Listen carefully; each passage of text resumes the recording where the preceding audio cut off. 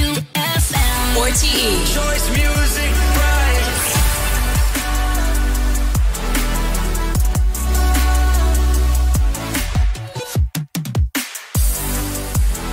This is the long arm of the law. We're joined here by three fine legal people. So I'm going to ask each of them, starting with you, Ali. Introduce yourself, tell us about yourself. Hi, I'm Ali Horn. I'm a partner at Russell's. What acts do you represent? I take care of Biba Doobie, The Last Dinner Party, The Murder Capital, who I think we're at BIM over here. I do Squid, Dry Cleaning, Rachel Chinariri, Yard Act. Serious roster. How did you get involved in doing law for acts in the first place? A bit of nepotism, really, I guess. My father's a record producer, but initially I went and worked in the city, so I trained with a big firm, what we call a magic circle firm in England. And then actually my mum died, and I went to help my dad, who at the time had a record label and recording studios. And so, yeah, after that, I wanted to carry on in music, but went back to do music law. Right. And have you always worked in is Russell's the only place you've worked in terms of music law, aside from obviously the other label? Yes, Russell's is the only place I've done artist work. Yeah. Well, thank you very much for agreeing to do this panel today. Will, tell us about yourself. So I'm a trainee solicitor at a London firm called Statham, Gill, Davies, which is a music and entertainment focused law firm.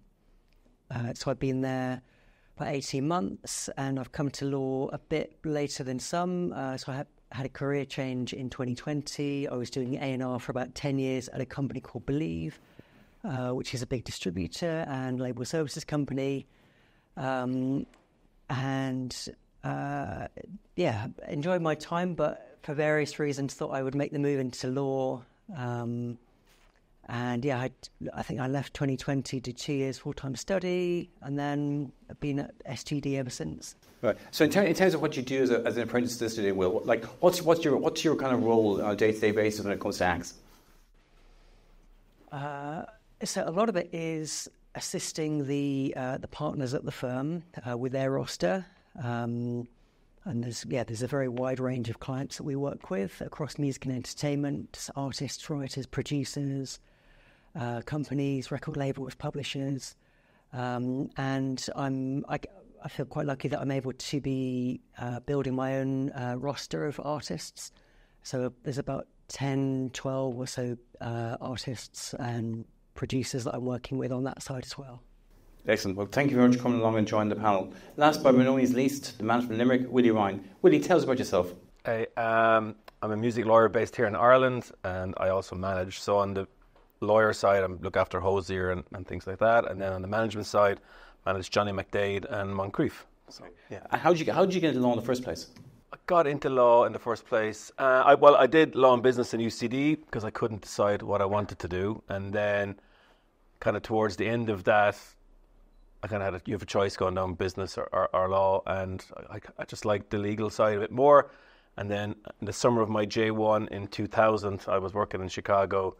All summer staff got let go from where I was working, and from Limerick, Cranberries were on tour, so I got a job for a few weeks as like a runner on the tour, and met their lawyer and kind of said, oh, there's a job in music here, because I love music. So yeah, and that's where I kind of fell into it. Came back and did a master's in IP. Who was their lawyer? Their lawyer was Spraggan was a lawyer for a while, and then it was a US lawyer. I can't remember his name now, actually. Russell. Yeah, it is Russell's. Yeah. But it was a US guy, Will something other. I can't remember his name. Yeah, and then. Right. And did you find when you were kind of starting out doing law here in Ireland that there was it was kind of like an open door situation? There wasn't many lawyers here, specialising in music law. There wasn't, and there still isn't really. There's Eileen O'Gorman and myself are probably the two main go-tos. Simon Shire and Andrea Martin do a bit as well. But yeah, it's a small territory, so it can't sustain many lawyers. But yeah. Okay, excellent. Yeah. So that's good. So we've got three experienced lawyers from different sides of the house. So first question basically is to you then, Ali. Like, at what stage does an actor realise they need a lawyer? Do they need a lawyer from the get-go? Do they need a lawyer before they get a manager? What stage do they think they should be hiring someone like you? I think it varies from client to client. Often I get involved around the same time management and agent get on board, sometimes before, sometimes after. But with the last dinner party, I think I was at their third ever show, so it can be really early. I guess around the same time, manager and agent, but no sort of hard and fast rules as to which comes first. Do you find that's the same as the situation, Will? Yeah, I do. I mean, some people come to us when they need a lawyer to work on a specific matter, like I've been offered this and I would like some help on that, in which case we can start working on that. In other cases, it might be, say, for example, I found artists on TikTok, for example, and there's no one else involved, and we'll start talking, and I might start advising them. And we do a lot of that at the firm, to be honest. There's always like a bunch of artists who it's very, very early for them, but we're happy to give them some kind of informal, kind of free advice before there's some kind of more substantial work for us to be involved in. Free advice? Yeah, sometimes. Yeah, I think where appropriate, we obviously we can't do that all the time because we have to prioritise the actual paid work. But I think where appropriate, then we're happy to help people out in that way. Right. Willie, you mentioned earlier on kind of like Hosier as one of the clients. So, like, I know you were involved at very early doors there. Getting involved at that early stage with NAC, is that kind of like? Would you say that's a good bulk of your business? Getting involved early. Yeah. Yeah, I think as Ali said, I mean, different clients come around different situations. With social media, with Instagram and TikTok, now artists are, getting developed and promoted quicker, and managers or agents are coming on board earlier than they would have normally, and because artists are getting offered things earlier because they're having a moment on TikTok or a moment on they get a New Music Friday, bunch of label services or smaller labels or managers would reach out. So I think lawyers are getting involved earlier because acts are having engagement with people earlier, and then sometimes word of mouth, and sometimes when people are offered stuff, they say, "Oh, you should get that reviewed" or whatnot, Yeah. Do all of you, starting with you, Willie, do you kind of find that, like all those people you just mentioned there, record services people, labels in particular, publishers, managers, are they coming to you and kind of saying, "Have you heard anyone interesting?" Or is it more from the act's point of view that the approach is made? Both. Well, acts, when someone reaches out to them, common sense would prevail that they would get it reviewed, so that Google Music Lawyer, or they'd ask someone that they know. Acts are getting younger and younger now that need advice because, their TikTok is such a platform for finding talent at the moment. I find myself dealing with parents more than I ever did. But A&R people are always looking for new talents. So anytime I'm in London, I put in a bunch of meetings, or, I'd be getting emails from A&R regularly or calls saying, "Have you heard of this in Ireland?" or "What's happening in Ireland?" or "I just see so-and-so's playing the Olympia. Are they at that level?" There's no kind of rhyme or reason to it. And different A&Rs work in different ways. And but, yeah, for the most part, it's like an ecosystem. We kind of all feed off each other, because the same way I know a couple of A&Rs in London that are very ahead of things, whatever algorithms they use or systems, and I'll be tipping into them, and vice versa, Yeah. You find the same thing from your side then, Ali, that in terms of kind of like where the approaches are coming from as well. Like, you find that acts are? Do you think acts these days are a lot more sort of like savvy when it comes to the contracts they're being offered, or are they still a bit like rabbit in the headlights? It varies. Like every act is different. Some people are really savvy, and other people don't engage with that side of things as much and prefer to focus on the creative side of things. So it's just different. Every act is sort of different, I find. Yeah. So, Will, from your point of view, when it comes to dealing with those kind of first acts, and they come into the office and they're looking for advice, what are the common questions they come up with? Well, they're asking, what can we do for them? So, we would explain that we can advise them on any contracts that are sent their way, and we can, in so doing, we're also trying to protect their rights, making sure they're not agreeing to anything that they shouldn't, and also not entering into anything that they shouldn't, because sometimes not everything that they're offered is going to be good. There are some crap deals out there. And then also explaining the range of services that we offer. So, it's not just music and commercial work we do, but there's also litigation. And then also I guess the kind of, for some clients, it might be they might need help with property or family or immigration. So we do those things as well. Yes. But yeah, I guess in terms of, a brand new artist, we'll explain how we work and how the process will work. If they do have some kind of agreement there, then we will explain how we will liaise and negotiate on their behalf.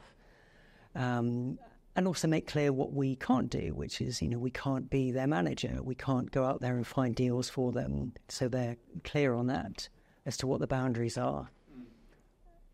But that's something though that like some of you do, isn't it, Willie? Like, I mean, you do kind of go out and get those deals, and is that like is that something that like you kind of find from a market like Ireland, which is smaller, that like, I mean, people kind of like, oh, okay, Willie Ryan, he did that Hosier deal, he did X deal, he worked with him, he's a good guy, he's the one we're doing. So in many ways, like, unlike say some bigger firms, that you are acting as a manager in many ways. Well, at the start, I mean, I guess, well, it depends on the circumstances, but.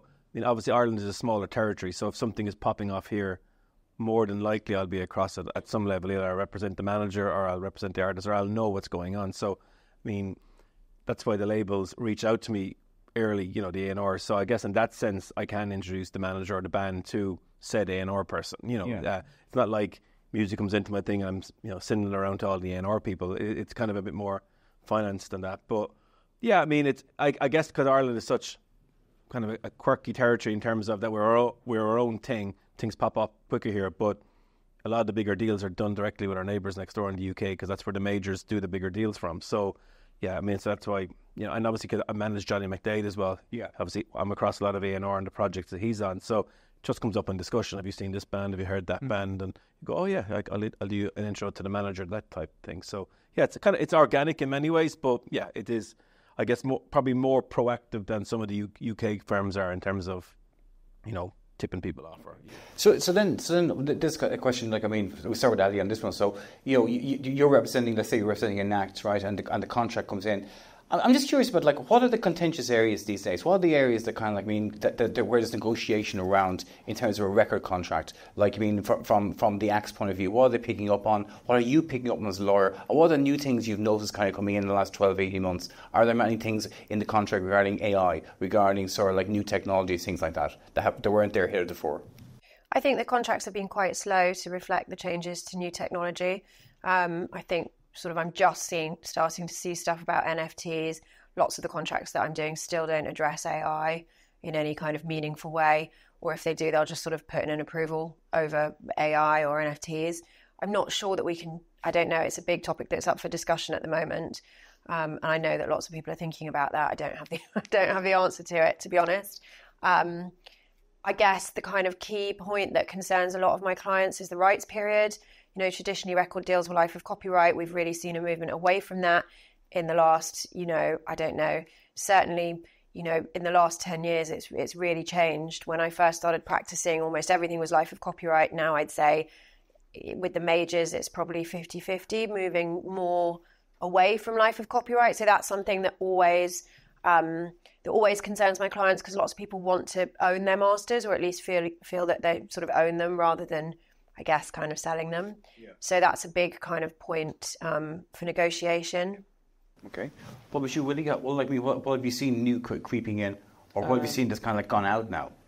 I suppose in the last 5 years, what's definitely changed is obviously the barriers to entry for artists getting in, like the cost of recording, cost of distribution. Like everyone can record on their laptop at home, and they can upload via DistroKid. So no more need for going into a recording studio and needing a record label. So the record label are no longer the gatekeepers, because that's who you pay for everything. So that model's obviously shifted. And then life of copyright is becoming less and less. But what's really changed in the last 5 years especially is what I would call disruptors in circumstances like companies like Amuse. You've got one song doing really, really well, maybe doing 1 million streams a month.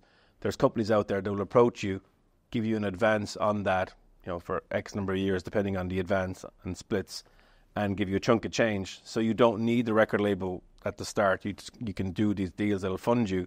Now, there's pros and cons of that. You need to have the skill set and the team around you to use that money. Mm-hmm. There's no point a young act getting €50,000 if they don't know what PR to hire or what studios, whatever, you know.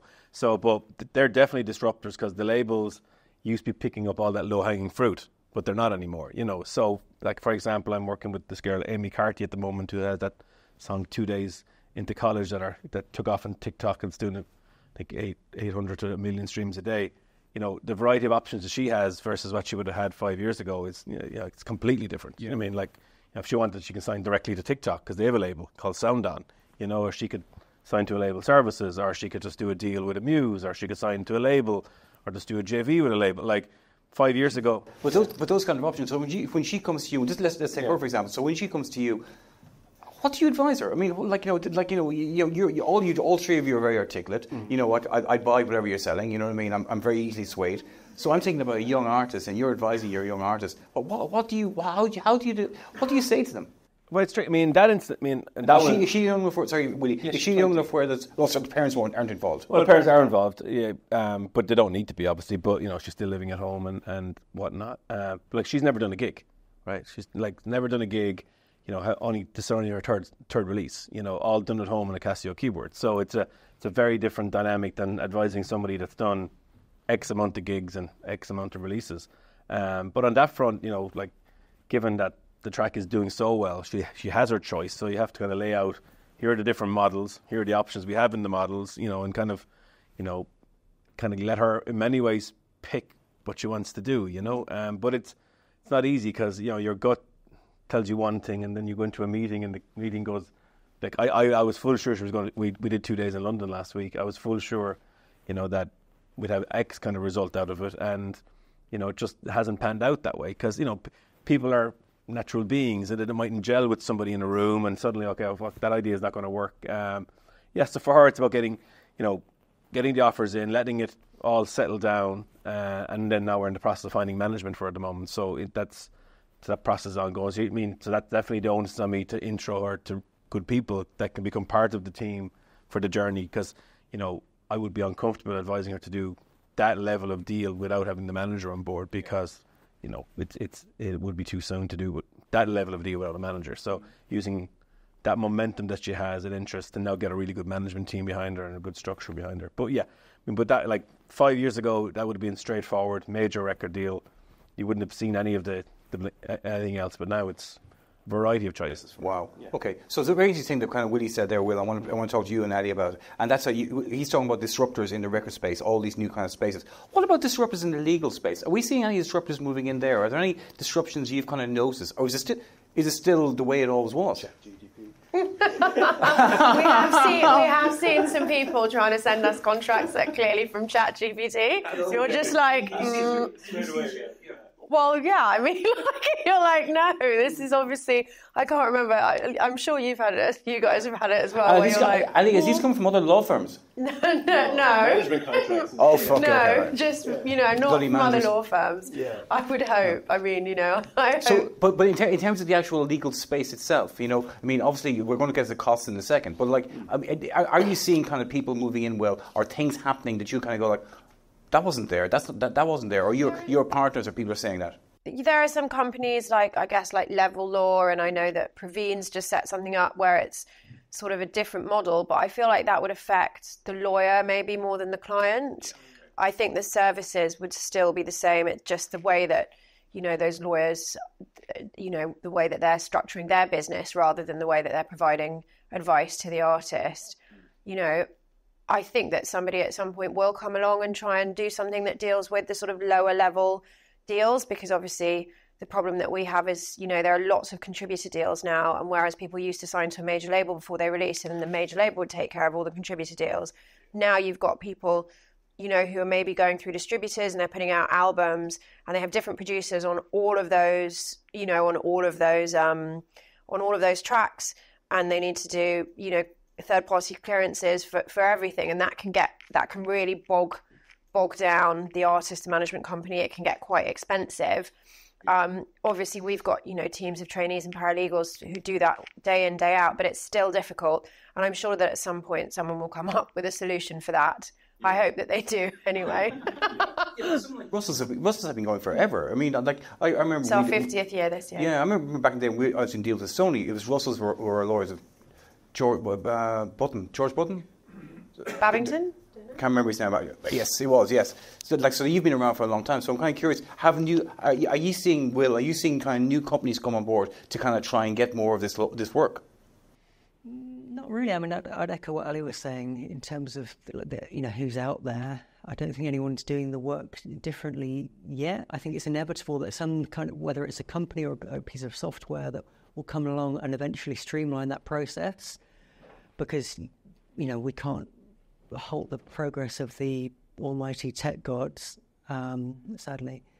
But they are doing it. But also, I think this week one of the Magic Circle firms announced that they are investing massively into this. Several millions of pounds into this software, and I think that other firms, Magic Circle firms at least, will follow suit. But the music law firm is quite a way removed, I think, from that world, and I think it will take a long time before they start to implement some of that software and processes, until we get to the stage where there's something that's just so kind of commonplace, where everyone is using it, where the people that run the firms can say, okay, yeah, we'll use that one. But that said, there's even, I read a story about a small firm up in Leeds who I think have just had an enormous year. They don't do music, but they've just posted record profits, and they put it largely, that success, down to trying to embrace as many of these new technologies, including AI, as possible. So it will come. Yeah, I deal with an awful lot of academics, and one academic research that landed on my desk recently is that the legal industry is the one that's next primed for serious disruption from AI. So I think so. I mean, like mixer and producer agreements could be automated. But as you say, to echo what Ali said, 5-10 years ago, bands signed with a record label, bigger record label handle all the back end paperwork. Now bands releasing themselves independently or via a small label that don't do the work, or they're releasing it via label services. Onus falls back on the band to do the producer agreements, the mixer agreements, the clearances. So it's just clocking up a volume of work, which a lot of it can be automated. Producer agreements they're not rocket science, but they do take they're time. quite complicated. They're even more complicated, I find, these days, because there's so many different ways to come to market. Yeah. It'd be great if there was one uniform, Yeah. Okay, so then that brings me to the next question, the obvious question. How much do you charge? How much do you charge, Ali?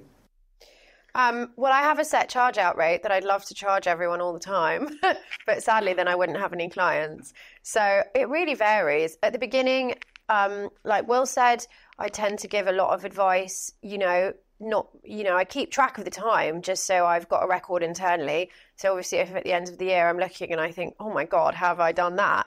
Then I might think again and at some point say, I can't keep giving you free advice. But it really sort of depends, how long is a piece of string? If I'm doing something where I feel that I've added a lot of value, then I'll charge properly for that. What's the book rate? My book rate would be £435 an hour, but that is rare that I would charge that. And I certainly wouldn't charge it to a new artist client.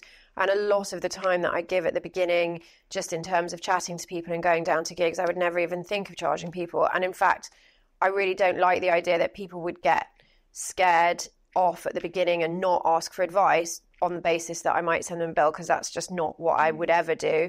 And I always sort of, even with my more established clients, at the end of every year, I'll have a look and say what I've done, listen, we've done X, Y, and Z, and kind of have a conversation about it. I don't fall out with people about fees. You can't. And you have to be flexible, because most of these new artists that I'm working with, they are, they're sort of scrabbling around trying to find money to finance their projects. And actually, from my point of view, I'd much rather that they spent the money on, making a really great video or something that helps further their career, because the idea is that we're sort of all in it together, at the beginning at least. I think that 80-20 rule probably applies to music lawyers, where 80% of your time is kind of consumed with 20% of your income, and 20% of your time is consumed with 80% of your income, How much do you charge, Willie? I'm about 400 quid an hour, yeah. Euros or sterling? Euro. Okay. Yeah, so not as good as Ali. The next question, and it's back to you, Will. I think is like as Ali's kind of explained, Russell's is, to my mind, more of is a music company. It's a music firm. It's associated with music a long time. Do you think kind of for musicians coming to looking for legal advice, and also for the firms itself, you need to go to someone who's actually kind of properly trained, who knows what's going on, for two reasons. One, they've probably seen it before, but two as well, that when it comes to a firm, that there's people in the firm who've kind of like experience, and they also kind of know that if you're like Ali and you're giving kind of early doors free advice to the likes of Last Dinner Party, Murder Capital, for example, that will lead in time to more billings. Yeah, I think it's essential that the person you're having legal advice from knows the music industry for infinite reasons. They need to know in the music industry, there's kind of a relatively small number of kind of types of agreements that we tend to work on day in, day out. And while there's not many of them, they're so specific to the music industry. There's general legal principles which a non-music lawyer would probably pick up on, but so much of it and so much of the important stuff that they really wouldn't do. And also in terms of if they're negotiating, a non-music lawyer wouldn't know what is a good deal. What should your rights period be? What should your term be? How many options should you or should you not give? What's the artist's value? Because the lawyer will need to make a kind of judgment based on the offer that's come in and where the artist is at with their career and their streaming and what revenue they're making. What is their value, and therefore how do we approach this deal? What's their leverage? And then when it comes to the kind of less tangible stuff and like the career advice, the general advice, making those introductions, that is something that only a music lawyer could do. So all that context, all that knowledge, those contacts, that is incredibly useful to a creative who is thinking of working with a lawyer. Okay, excellent. So far we talked about new acts and awful new acts and kind of like getting that initial deal. You've all probably got experience of getting acts out of shit deals. How does that work, Ali? I mean, it depends how shit the deal is. Okay, so an act scenario. Sorry for cutting across you. An actor signed a deal with kind of like either without legal advice or with, as kind of Will like very nicely explained, someone who hasn't got the legal expertise. They've suddenly had a hit, and next thing, all eyes are on them, and then they realise they have the absolute shit deal that they signed back in Leeds or back in Limerick. Leitrim. You know? I mean, it really, that's, I hate to say it, but that's really a litigation question. Yeah. It's quite hard to give a kind of general answer to that. If they haven't been properly advised, you can sort of try and... bully. Yeah, but, especially in the days of social media, labels don't want unhappy artists, I don't think. You don't want someone feeling like they've been shortchanged. It's not a winner. The music industry is really small, and if you're kind of going around stitching people up when they haven't been properly advised, I don't think you'd be in business for very long, to be honest, or I would hope that you wouldn't be. So when stuff like that has happened to me, I tend to sort of give people the benefit of the doubt at the beginning and go back and say, like, listen, this has happened. How are we going to fix it? I find a collaborative approach best, and then I call the people who sit on the floor below me who like to send really horrible letters. It's funny. I mean, I think you'd think in the year 2024, bad contracts would have disappeared because people would be more savvy Googling or whatever. But I think young, impressionable kids wanting to get their foot on the ladder and not missing out do sign things, and they don't overly think about it. But there is quite a lot of crap management contracts still out there that would tie you into the manager's label. You might have an EP that, for life of copyright, and there is some of those crappy deals still out there, So you'd hope that, the awkward one is, if you get a new act and they've been working with a manager for a moment, but they haven't done the management contract, and then the management contract comes in, and you as the lawyer have to advise the client not to sign it. That, because you have to manage relationships within the structure as well. That can be a kind of a awkward moment in terms of band politics and the dynamics within, because as a band grows and prospers, the management, the lawyer, the accountant, all have to be kind of on the same page for the most part. So if you get off on a bad footing at the start where you're advising the band not to sign with the manager or whatever, it can, look, that's our job, right? We have to advise the clients best we can, Okay, so this has been really good. It's been a fascinating conversation. So I want to get some questions from the room first of all before we go any further. So any questions from the room for esteemed lawyers? And if you're asking a question of a lawyer you're a client of, please let us know to start. Yep. Yeah, I'm Emilio. Thanks so much for the talk up till now. It was very interesting and helpful. I wanted to ask, so I've heard a few times now that if you still don't have a team around you first, or like a good person to get first is a lawyer. But then, like in my head, if I don't have a deal, if I don't have anything that's properly to talk about with a lawyer, how much sense does that make? like, if I want to reach out to a lawyer, because obviously you're sponsored to the art companies, maybe, or record labels and stuff, how would I approach a lawyer then? Or like, does it even make sense to approach the lawyer if I don't have anyone in my team so far? Yeah, I mean, you can come and say hi to me after this. I'm happy to chat. And I think most lawyers are happy to do so. But I think if there's, there's no harm in doing that. But if there is something specific to talk about, then that would help focus the conversation.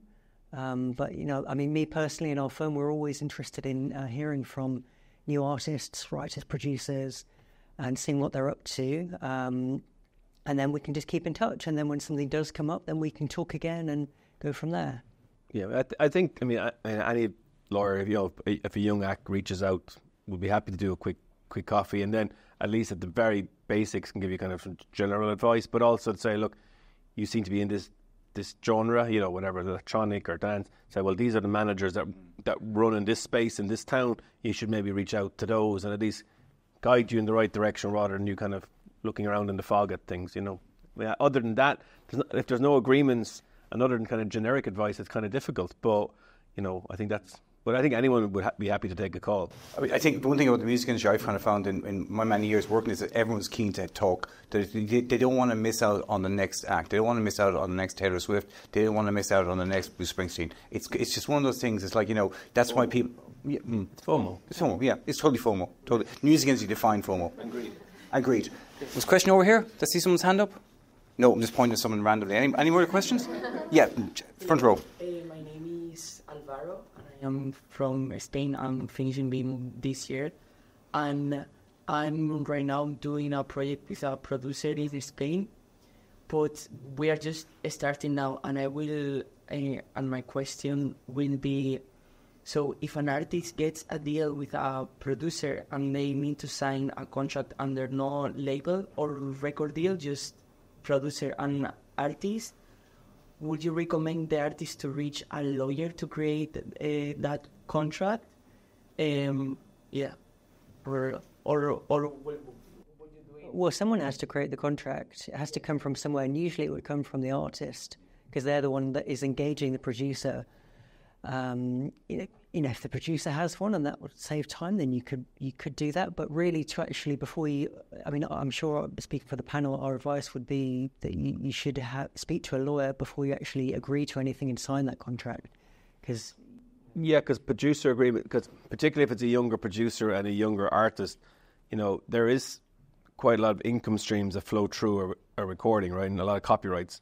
You don't want to agree, 10% or 20%, because that down the road, if it's not clearly defined, it becomes a question of, is 10% of what? Is it ownership? Is it of just of the composition? Is it of the master? So even though producer agreements aren't overly complex, there is a couple of key terms and definitions that do need to be in there or that can be completely misinterpreted, because through no fault of either party, if they didn't know, the producer might think, agreeing to 10%, he's getting 10% of the songwriting, 10% of the master, 10% of everything, whereas the artist might think, it's just 10% of the recording, So, and then both could completely misinterpret it quite, through no fault of each other. So it's worth having just some of those, because I've seen a couple of those go a bit quirky over the years, and they can end up falling out because, it's a big difference if you're a producer and you think you're putting all this time and effort into a project because you've got 10% of the songwriting, 10% of the master, and then when the artist goes and have a hit, and then you suddenly try to chase up the paperwork, and it's not. More than likely the artist has gone and got a good manager, a good lawyer, there's a label involved, then suddenly the producer feels very small in that whole process as well. So it's worth trying to be as clear as possible on the terms. And it doesn't need to be complicated. Even an email thread can sometimes do it once the key terms are laid out, Yeah, it's so easy for producer contracts in particular when it's just the artist and producer and neither has any kind of management or representation. But so often there is confusion, and often we'll be sent something and it's like, well, I've kind of agreed this, or I have agreed this, and you're trying to understand how it works and unpick it, and you're thinking, why did you agree to that? And often because people don't have upfront money to pay their producers, they'll try and be creative with things, and they'll give them some of the publishing even though they didn't actually contribute to the writing of the song. and then you end up in a situation where someone's given up far too much that they should have done, and that can become problematic when something has success, because you've given up 50% of maybe record side or publishing side when maybe you could have given up a much smaller fraction of that.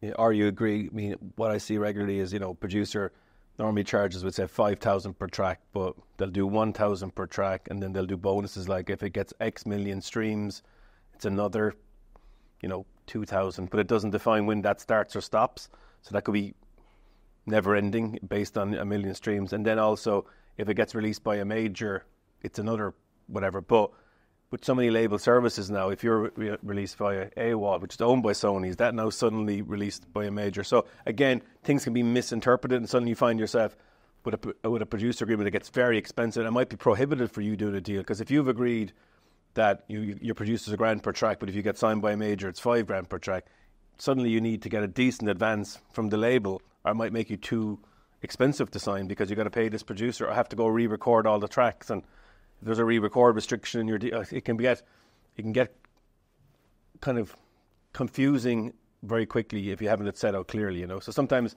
paying less at the start and putting in these bonus structures, unless the bonus structures are very clear what they are, they can cause you further grief down the road.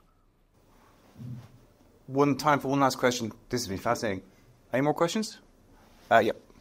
I've just for the artist that says, we use our manager as a lawyer, what would you say to the artist in terms of getting your own representation? Yeah, I mean, artist and manager definitely need to have separate lawyers. Quite often you'll find that managers will recommend certain lawyers to artists. Personally, I think it's best practice to recommend a few so that the artist can choose, and whenever I do a new artist meeting, I always say, even in front of the manager, the relationship is really between artist and lawyer. And I always like to meet, ideally, the artist without the manager there, because obviously you take instructions from management most of the time, but you have to have that direct relationship with the client. And I do think it can get a bit close sometimes. So artists should never really use their manager's lawyer. Okay. Thank you very much. That's great. That is probably, you just got a 1,200 euros worth of free legal advice. So big thanks to Amy, to Will and to Willie. Big round of applause, please.